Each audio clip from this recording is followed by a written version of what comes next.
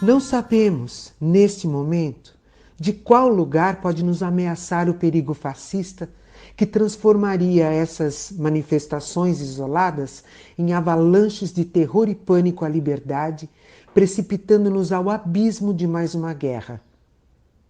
As únicas defesas reais contra esse múltiplo e complexo perigo estão em cada um, na racionalidade e na espontaneidade de cada um, nessa responsabilidade ativa de cada ser humano em relação aos outros, que é, ao mesmo tempo, um afirmar-se como indivíduo e um entregar-se ao coletivo.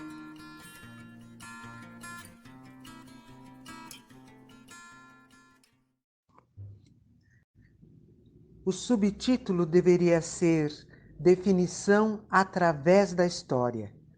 O fascismo é um fenômeno histórico sem autoconsciência que tem adquirido uma coloração diferente de acordo com as circunstâncias, tanto que poderia ser considerado como uma força em busca de uma ideologia. 1. Origens. O ponto de partida é a Guerra de 1914-18. O local de partida é a Itália. Obviamente existem raízes que vão mais além no tempo e há ecos que ultrapassam qualquer fronteira no espaço. Porém, quando nasce uma palavra, nasce sempre uma realidade adaptada de uma certa nova maneira. Sempre há, no nascimento de uma palavra, uma história a começar. Pode haver toda uma série de antecipações. Neste caso, podemos chamar de pré-fascistas. Mas o fascismo, propriamente dito, começa em uma sala da presidência do Círculo de Interesses Industriais e Comerciais, cujas janelas davam para a Praça Milanesa do Santo Sepulcro em 23 de março de 1919.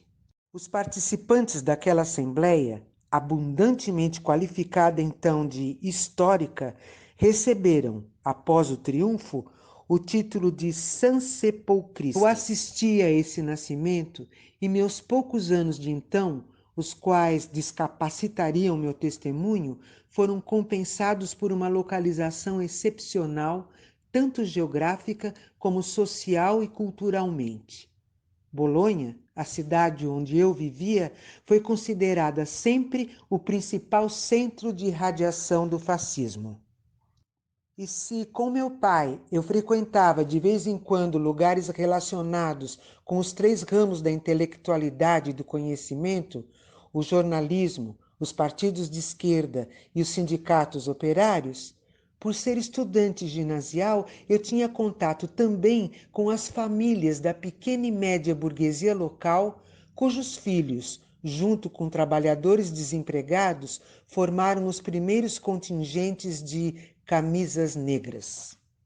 Minhas lembranças, fixadas na minha memória por um apaixonado interesse, se renovavam dia a dia e dia a dia eram submetidas a um processo de crítica e discussão em todos os níveis.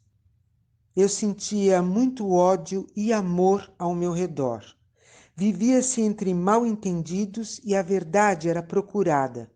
A rua, tumultuada e exasperada.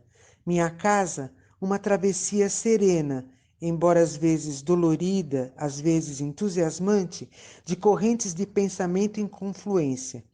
As casas dos meus colegas, em sua maioria, submersas em um silêncio reticente, rancoroso, relutante, cheio de desprezo, que de repente encontrou seu grito quando as primeiras expedições punitivas esgrimiram punhais, facas e facões. O fascismo foi, essencialmente, o produto de um medo feroz de todos os que usufruíam de uma situação mais ou menos estável, não relacionada totalmente com um trabalho produtivo, ou de um prestígio, baseado em uma escala tradicional de valores, diante de uma enigmática revolução que parecia inevitável. O povo, na rua, embriagado por uma esperança vaga, cantava: "Queremos fazer a revolução! Viva o socialismo e a liberdade!" E o fascismo emergiu contra o socialismo e a liberdade, surgindo como uma contra-revolução preventiva. Esse tipo de ação violenta, frequentemente sádica, orientada contra realizações da classe operária e contra os intelectuais considerados de esquerda, constituía a única coisa concreta e materialmente visível do movimento fascista por meio de suas contínuas mudanças de ideologia. E é, ainda lá, naqueles fatos sinistros, iluminados por toda a experiência subsequente, que se devem buscar, hoje, a substância e a definição do fascismo.